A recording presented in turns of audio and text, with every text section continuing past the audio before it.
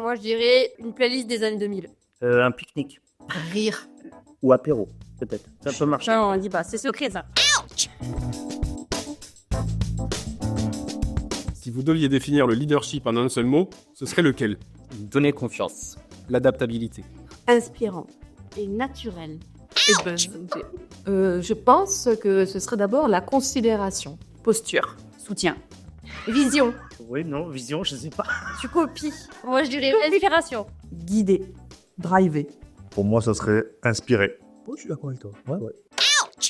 Une phrase ou une citation sur le leadership que vous trouvez totalement bullshit. T'inquiète, tes objectifs sont atteignables. Tout ça en totale transparence. Comme quoi, il faut que, pour être un bon leader, être totalement transparent.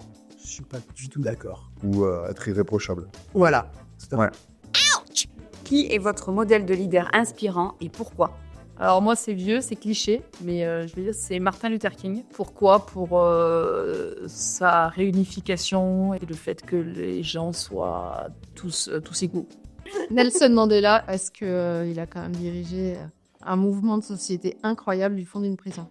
Ma grand-mère. Et pourquoi? Parce qu'elle savait toujours me mettre en situation tout en m'expliquant ce qu'il fallait faire quand on faisait des recettes de cuisine.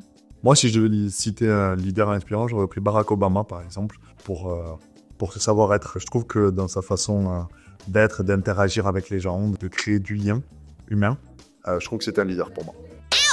Quelle est la compétence clé que tout leader doit avoir? L'écoute. L'écoute. Moi, sans hésiter, l'écoute. L'écoute aussi. L'écoute.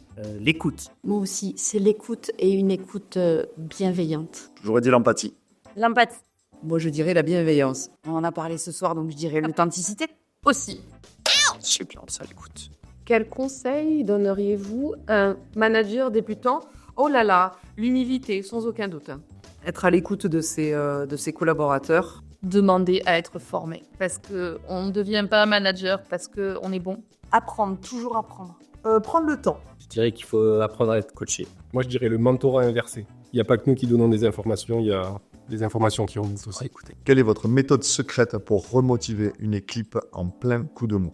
Alors moi, j'en ai une, mais je suis pas sûr que je la conseille. C'est l'apéro. Ah, moi, j'en ai une, c'est la mienne.